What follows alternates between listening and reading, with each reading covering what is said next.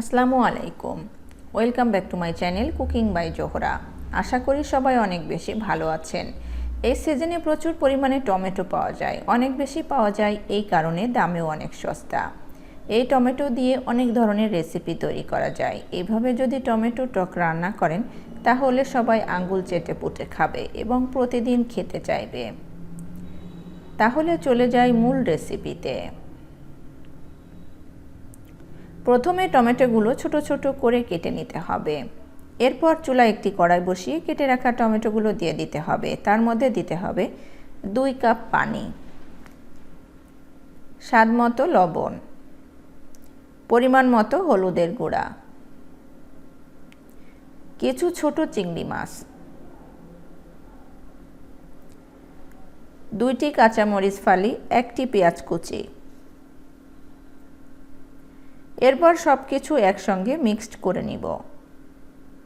এখানে মরিচের পরিমাণটা একটু কম দিতে হবে। এরপর ঢাকনা দিয়ে ঢেকে সিদ্ধ করে নিব। খুব ভালোভাবে সিদ্ধ হয়ে গেলে একটু ভেঙে ভেঙে দিতে হবে এবং মিক্সড করে নিতে হবে। তারপর চুলা থেকে নামিয়ে নিব।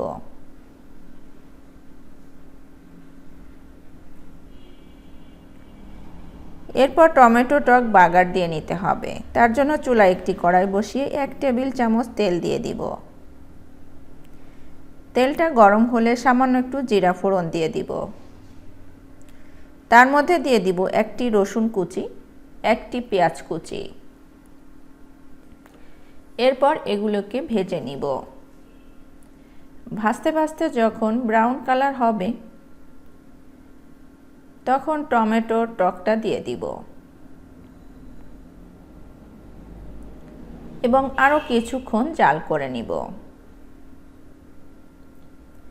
কেউ যদি একটু টক মিষ্টি খেতে চান তাহলে 1 চামচ চিনি দিয়ে দিবেন। এটি অপশনাল, আপনারা চাইলে নাও দিতে পারেন। এভাবে কিছু সময় জাল করার পর কিছুটা ধনেপাতা কুচি দিয়ে দিব। তারপর উল্টিয়ে পাল্টিয়ে মিশিয়ে নিব।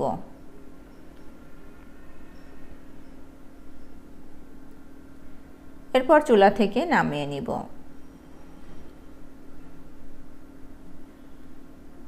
দেখুন কত সুন্দর হয়েছে দেখতে, খেতেও অনেক বেশি মজার। আপনারা এভাবে রান্না করে গরম ভাতের সাথে খেয়ে দেখবেন, এত বেশি মজার না খেলে বিশ্বাস হবে না। আশা করছি আমার আজকের এই টক রান্নার রেসিপিটি আপনাদের কাছে অনেক বেশি ভালো লেগেছে। রেসিপিটি ভালো লাগলে লাইক, কমেন্টস এবং শেয়ার করতে ভুলবেন না। সেই সাথে আমার চ্যানেলটাকে সাবস্ক্রাইব করে রাখবেন। আর আপনারা যারা আমার ফেসবুক পেজ থেকে দেখছেন, লাইক এবং ফলো দিয়ে না রাখলে প্লিজ লাইক এবং ফলো দিয়ে রাখবেন। তাহলে আমার কোনো ভিডিও আপলোড করার সঙ্গে সঙ্গে নোটিফিকেশন আপনাদের কাছে পৌঁছে যাবে। ভালো থাকবেন সবাই।